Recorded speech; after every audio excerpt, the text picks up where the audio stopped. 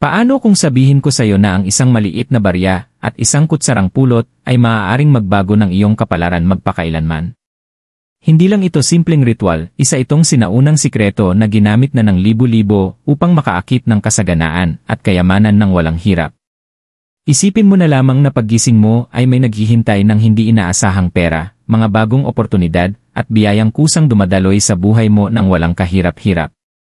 Kung sawa ka ng maghintay ng swerte, pagkakataon mo na ito upang hawakan ang sarili mong kapalaran.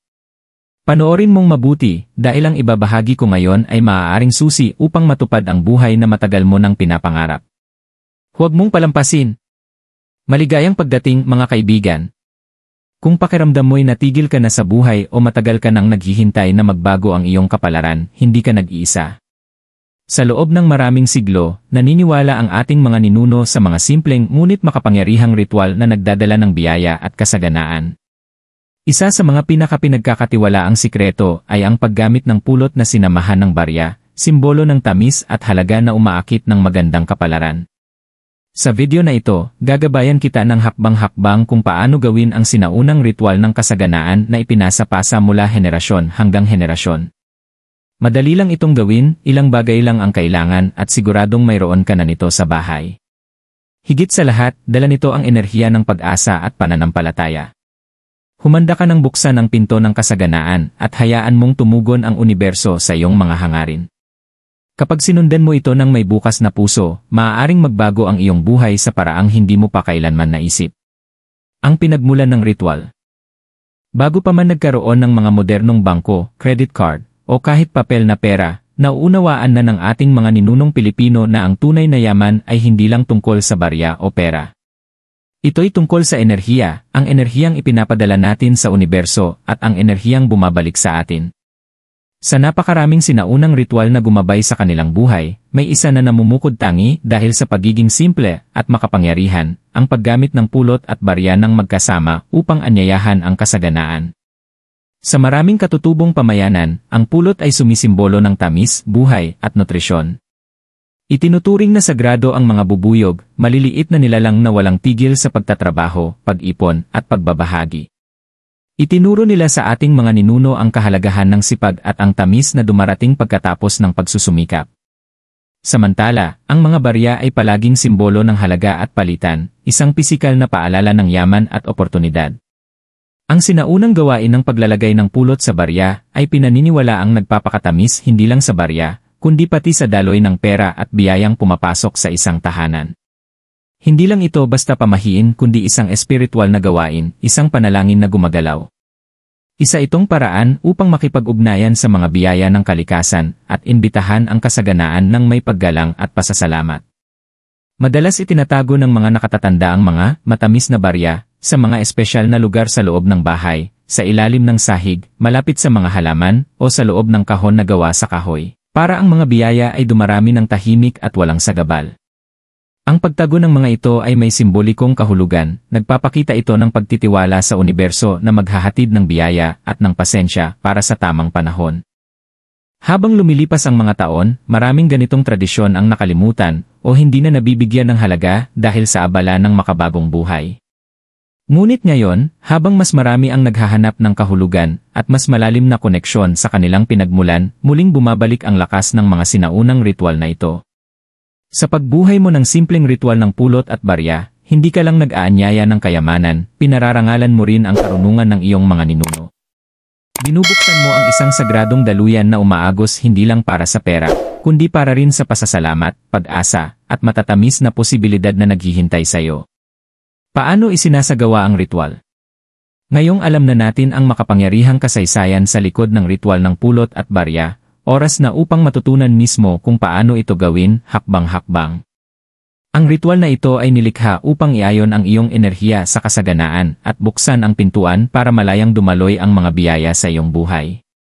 Sundin mong mabuti ang mga tagubilin, at tandaan, ang intensyon at pananampalatayang ilalagay mo rito ay kasing halaga ng mga materyales na gagamitin mo. Hakbang 1, pumili ng barya. Pumili ng baryang may espesyal na kahulugan para sa iyo. Maaaring ito ay luma o bago, basta't mahalaga sa iyong puso. Sa kulturang Pilipino, sumisimbolo ang barya ng yaman at pagpapalitan, kaya mas lalakas ang koneksyon mo sa ritual kung pipiliin mo ang talagang mahalaga sa'yo. Ang iba, mas gusto ang barya na may partikular na petsa o disenyo, naniniwalang nagdadagdag ito ng lakas. Hakbang 2, gamitin ang purong pulot. Kumuha ng maliit na kutsara ng natural o purong pulot, mas puro, mas mabisa. Hindi lang ito matamis, simbolo rin ito ng tamis ng buhay at mga biyayang nais mong mahikayat.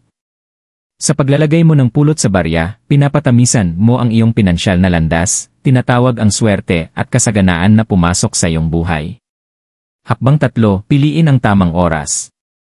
Marami ang naniniwala na pinakamabuting gawin ang ritual na ito sa panahon ng waxing moon o tuwing Biyernes, mga araw na konektado sa paglago at kasaganaan. Pumili ng tahimik na oras na hindi ka mababahala, mas maganda kung sa gabi o bago matulog, upang mas malalim ang koneksyon mo sa universo. Hakbang 4, paglilinis at paghahanda. Banayad na linisin ang barya bago lagyan ng pulot. Maaari ka ring maghugas ng kamay at maglaan ng sandaling huminga ng malalim upang kalmahin ang isipan.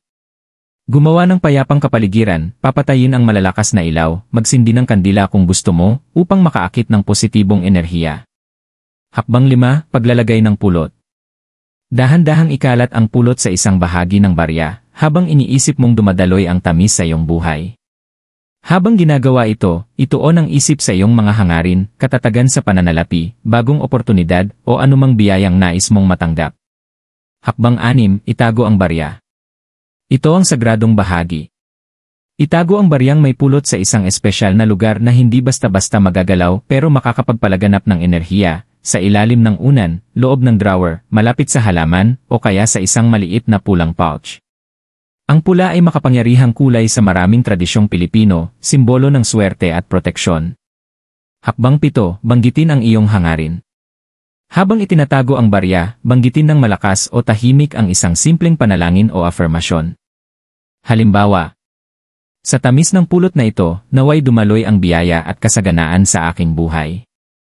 Hakbang 8, magtiwala at bitawan. Pagkatapos ng ritual, huwag mong masyadong isipin ang barya. Magtiwala na narinig ng universo ang iyong panalangin. Mahalaga rito ang pananampalataya, ang tiwalang ang iyong inumpisahang ritual ay lalago sa tamang panahon. Gumagana ang ritual na ito hindi lang dahil sa pulot o barya, kundi dahil pinagsasama nito ang intensyon, paniniwala, at mga sagradong simbolo na pinagkatiwalaan ng ating mga ninuno. Kapag ginawa mo ito ng may respeto at pag-asa, higit pa sa pera ang iyong mahihikayat, inaanyayahan mo ang positibong pagbabago sa iyong enerhiya at sa buong buhay mo. Bakit ito gumagana, agham ng espiritualidad? Para maunawaan kung bakit makapangyarihan ang simpleng ritual na ito, ang paglalagay ng pulot sa barya at pagtatago nito, kailangan nating tingnan hindi lang ang pisikal na bagay kundi pati ang mas malalim na espiritual na enerhiya na kanilang kinakatawan. Sa kulturang Pilipino at maraming sinaunang tradisyon sa buong mundo, ang pulot ay higit pa sa matamis na pagkain. Ito ay sumisimbolo sa tamis ng buhay, nutrisyon, at daloy ng positibong enerhiya. Ang pulot ay galing sa mga bubuyog, mga nilalang na walang tigil sa pagtatrabaho at nakikiisa sa kalikasan. Ang sipag at pagkakaisa ng mga bubuyog ay nagsasalarawan ng tiyaga, pasensya, at pagtutulungan, mga katangiang tumutugma sa pag-akit ng yaman at tagumpay. Kapag nilalagyan mo ng pulot ang barya, pinupuno mo ito ng panginginig ng tamis at kasaganaan. Isa itong simbolikong kilos ng pagpapadali at pagpapatamis sa iyong landas patungo sa yaman, kaya't mas madaling pumasok ang swerte at pagpapala. Ang barya mismo ay may sariling enerhiya, isang universal na simbolo ng halaga, palitan, at oportunidad. Hindi lang ito pera, kundi pati ang potensyal na makaakit at makatanggap ng biyaya sa iba't ibang anyo. Ang pagtatago ng barya ay isang sagradong hakbang. Sa maraming paniniwalang espiritual ng Pilipino, ang pagtago ay lumilikha ng protektadong espasyo kung saan maaaring lumago ang iyong intensyon ng walang sagabal. Parang pagtatanim ng buto, kailangan ng panahon at tamang lugar para mapangalagaan ng universo ang iyong kahilingan hanggang sa ito ay mamulaklak. Kaya napakahalaga ng pasensya at pananampalataya sa ritual na ito. Sa mas malalim na antas, gumagana ang ritual na ito dahil pinapataas nito ang iyong personal na enerhiya o frequency. Lahat ng bagay sa universo ay may kanya-kanyang vibration, kabilang ang iyong mga iniisip at layunin. Kapag sinasadya mong isagawa ang ritual na ito na may paniniwala at positibong damdamin, nagpapadala ka ng malinaw at malakas na mensahe sa universo tungkol sa nais mong mangyari. Madalas banggitin sa mga aral ng katutubong Pilipino ang salitang kapangyarihan, ang espiritual na lakas na galing sa pag-alin ng sarili sa natural na enerhiya at karunungan ng mga ninuno. Ang ritual na ito ay sumasagap ng kapangyarihang iyon sa pamamagitan ng pagsasama ng natural na elemento, pulot, simbolo ng yaman, barya, at sagradong oras.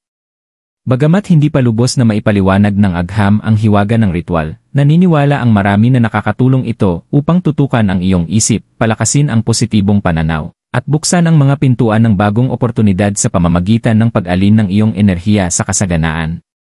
Tandaan, tumutugon ang universo hindi lang sa gawa kundi pati sa enerhiya at paniniwala sa likod nito. Gumagana ang ritual ng pulot at barya dahil pinagsasama nito ang pisikal na simbolismo at espiritual na intensyon, isang magandang pagsasayaw ng paniniwala, enerhiya, at pag-asa. Mga palatandaan na gumagana ang ritual. Pagkatapos mong gawin ang ritual ng pulot at barya ng may tapat na intensyon, mapapansin ng marami ang mga banayad na palatandaan na tumutugon ang universo. Maaaring maliit lamang ang mga senyas na ito sa simula, ngunit malalim ang kanilang kahulugan bilang kumpirmasyon na umaayon na ang iyong enerhiya sa kasaganaan. Isa, makakita ng paru-paro o bubuyog malapit sa iyo. Sa kulturang Pilipino, ang mga paru-paro at bubuyog ay simbolo ng pagbabago at gantimpala para sa sipag.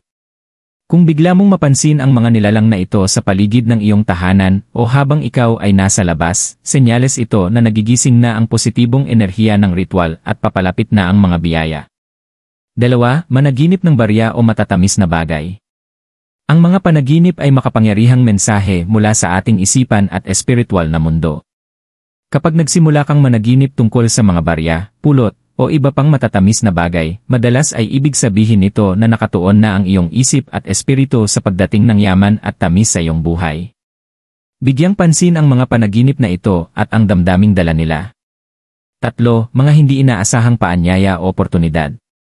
Maaring makatanggap ka ng mga paanyaya sa okasyon, alok sa trabaho, o bagong ideya sa negosyo na hindi mo inaasahan. Maaaring magmula ito sa kaibigan, pamilya, o kahit mga bagong kakilala.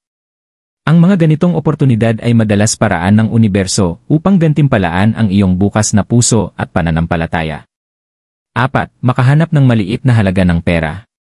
Karaniwan sa mga nagsagawa ng ritual ang biglang makakita ng barya o pera sa mga hindi inaasahang lugar, sa ilalim ng unan, sa kalsada, o sa loob ng bag. Hindi ito nagkataon lang. Ito'y paalala na nagsisimula ng dumaloy ang kasaganaan sa iyong buhay. 5. Makaramdam ng panibagong pag-asa at positibong damdamin. Minsan, ang pinakamahalagang palatandaan ay mula sa iyong kalooban.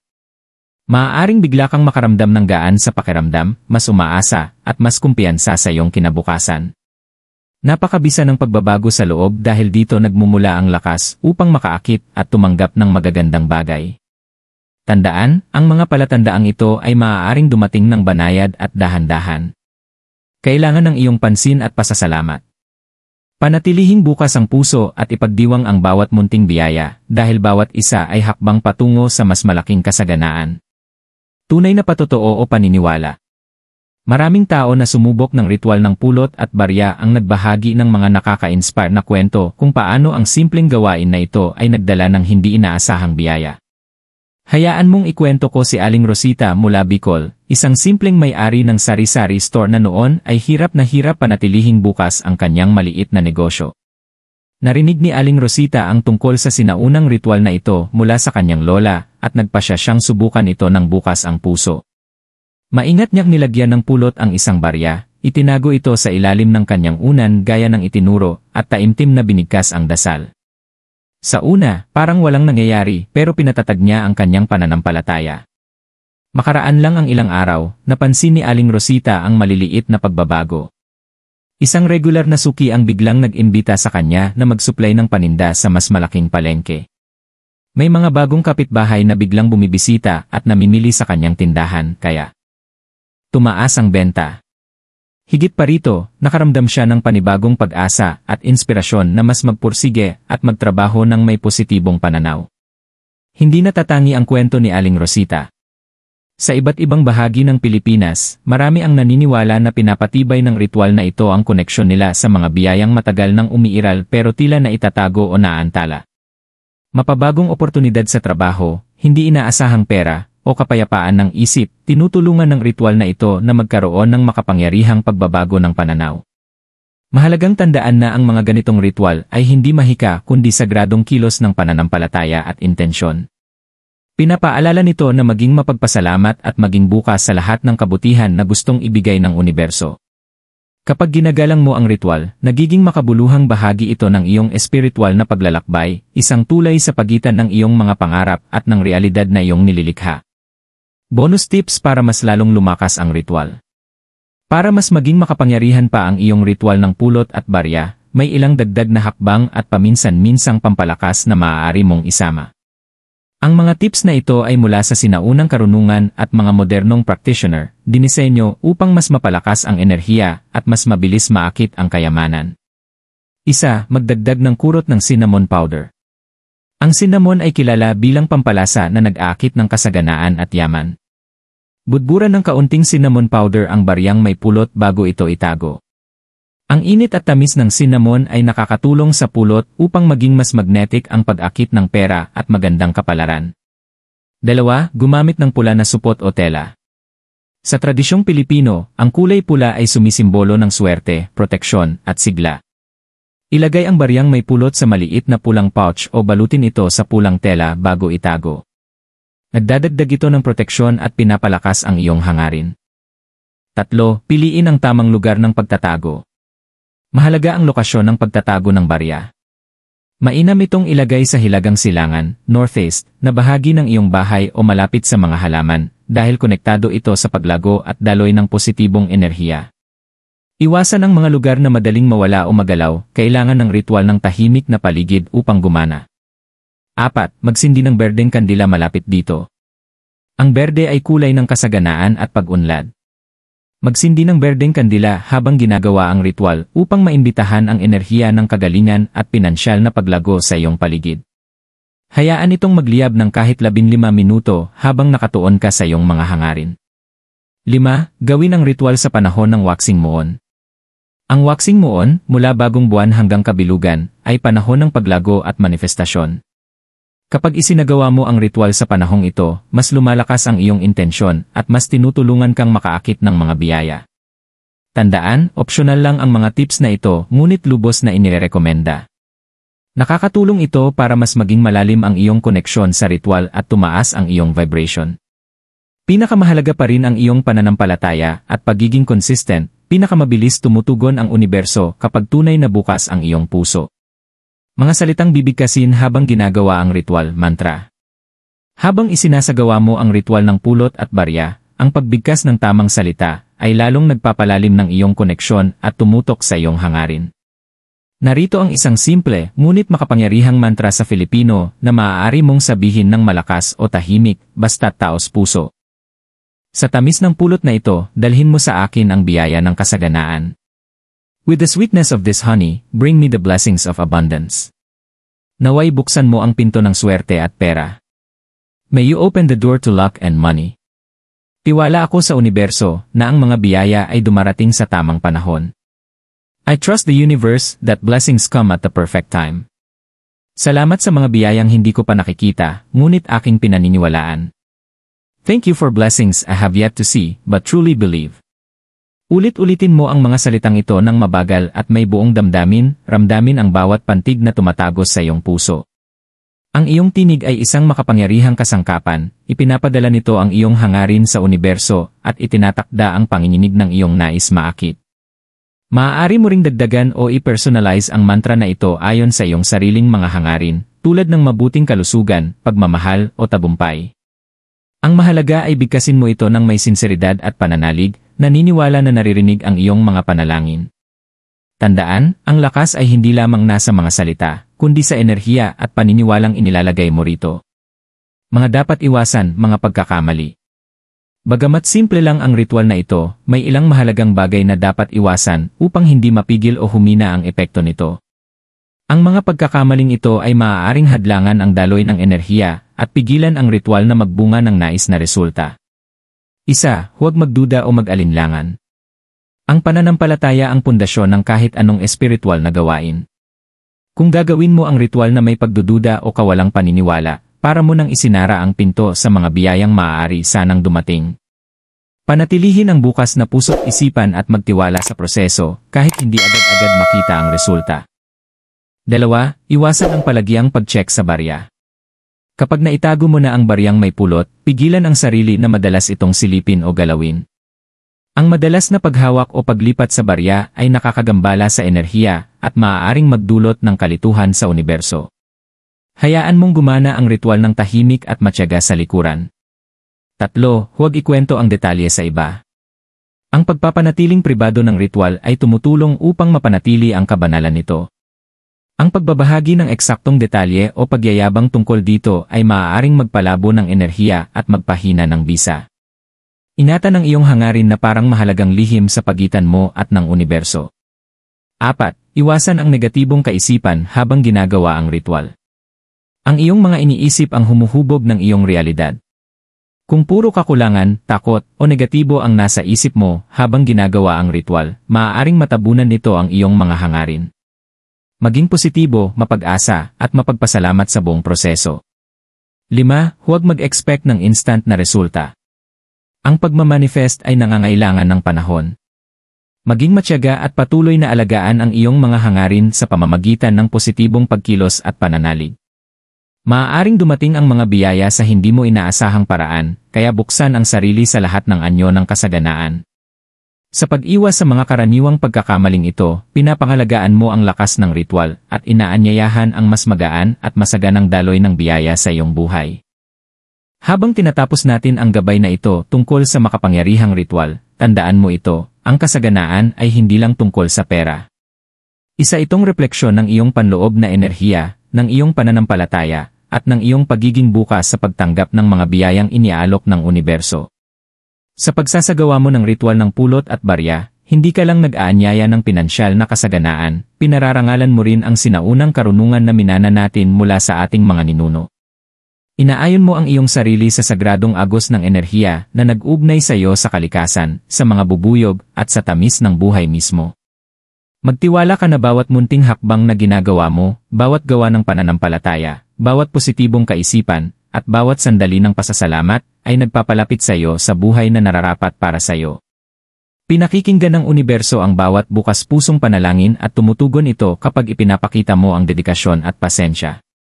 Ang iyong paglalakbay patungo sa kasaganaan ay natatangi, at ang ritual na ito ay isang magandang kasangkapan upang suportahan ka.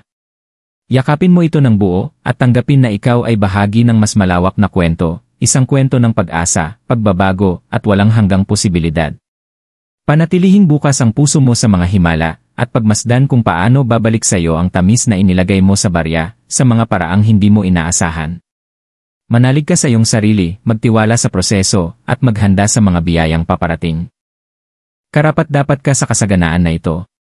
Handa na ang universo na ibigay ito sa iyo. Maraming salamat sa pagsama sa akin sa sinaunang at makapangyarihang ritual na ito. Ngayon, ikaw na ang may pagkakataon na kumilos at buksan ang pintuan ng kasaganaan sa iyong buhay. Inaanyayahan kitang subukan mismo ang ritual ng pulot at barya ayon sa ating napag-usapan, at pagmasdan kung paano magbabago ang iyong enerhiya at sisimulang dumaloy ang mga biyaya. Pakishare sa comments kung saan mo balak itago ang iyong barya. Nakapansin ka na ba ng anumang palatandaan o pagbabago matapos mong gawin ang ritual? Ang iyong kwento ay maaaring magbigay inspirasyon sa iba pang naghahanap din ng kasaganaan at pag-asa. Huwag kalimutang i-like ang video na ito kung nahanap mo itong kapaki-pakinabang at makahulugan. Ay share mo rin ito sa iyong mga kaibigan at pamilya para sila rin ay makinabang sa sagradong kaalamang ito na ipinamana ng ating mga ninuno. Kung gusto mo pa ng mga videos tungkol sa sinaunang ritual, mga tips sa manifestasyon, at mga tradisyong espiritual ng Pilipino, siguraduhing mag-subscribe at i-click ang notification bell. Sa ganitong paraan, hindi mo mamimiss ang mga susunod pang biyaya at gabay na makakatulong baguhin ang iyong buhay. Tandaan, bilang isang komunidad, mas nagiging matibay ang ating pananampalataya at kasaganaan. Magtulungan tayo sa pagbabahagi ng karanasan at pagpapalaganap ng positibong enerhiya. Muli, maraming salamat sa panonood. Pagpalain ka at ang iyong pamilya, naway laging sumaiyo ang kasaganaan at kaligayahan.